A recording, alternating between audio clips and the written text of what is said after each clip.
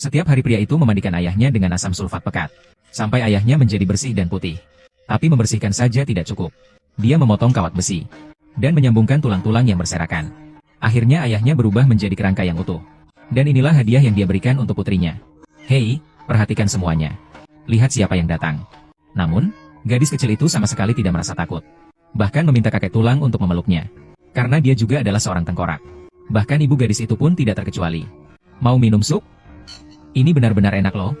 Aku bisa membantumu menuangkannya. Biarkan aku yang melakukannya sendiri. Pria itu adalah seorang pembunuh psikopat. Dan menderita skizofrenia parah. Untuk memiliki keluarga yang utuh. Dia menyiksa dan membunuh orang-orang tak bersalah ini untuk dijadikan anggota keluarga. Hari itu, pria itu menemukan mangsa baru saat mengambil surat. Sepasang suami istri muda yang baru pindah.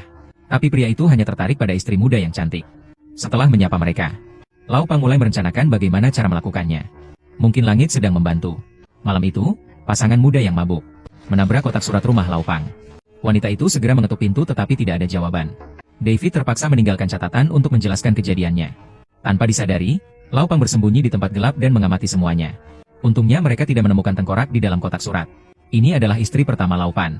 Namun, pasangan muda ini menemukan kejadian aneh. Pada keesokan harinya, kotak surat yang ditabrak tadi malam ternyata sudah kembali seperti semula. Mereka menduga Lau Pan bangun pagi dan memperbaikinya. Namun, bagaimanapun mereka memutuskan untuk meminta maaf secara langsung. Melihat mangsanya masuk perangkap, Lau Pan segera mengundang mereka untuk masuk ke rumahnya.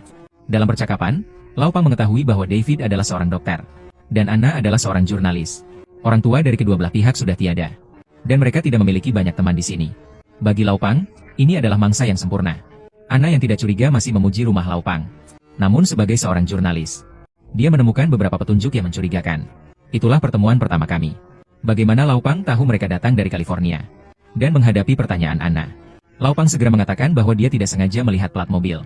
Apalagi dia juga pernah tinggal di California untuk beberapa waktu. Tidak disangka, baru saja Lau Pang mengatasi rasa canggung. Dia kembali mengalami halusinasi. Anna terus melayangkan pandangan menggoda padanya.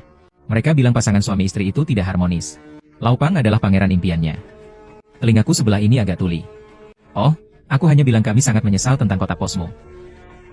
Kami bisa memberikan kompensasi. Tapi saat dihadapkan pada kompensasi untuk pasangan suami istri itu, Lau Pang dengan murah hati menolaknya. Ini membuat Anna merasa tidak enak hati. Maka dia dengan antusias mengundang Lau Pang untuk makan malam di rumahnya. Ini jelas-jelas mengundang bahaya. Malam itu Lau Pang dengan senang hati datang. Anna yang tidak tahu apa-apa membawa Lau Pang berkeliling rumah. Bahkan kamar tidur pun diperlihatkan. Ini membuat Lau Pang sangat senang. Kemudian Lau Pang mengatakan dia ingin melihat ruang bawah tanah. Mungkin di bawah adalah tempat yang baik untuk membunuh dan menghilangkan jejak. Untungnya, pasangan suami istri itu mengatakan bahwa ruang bawah tanah gelap gulita. Dan mereka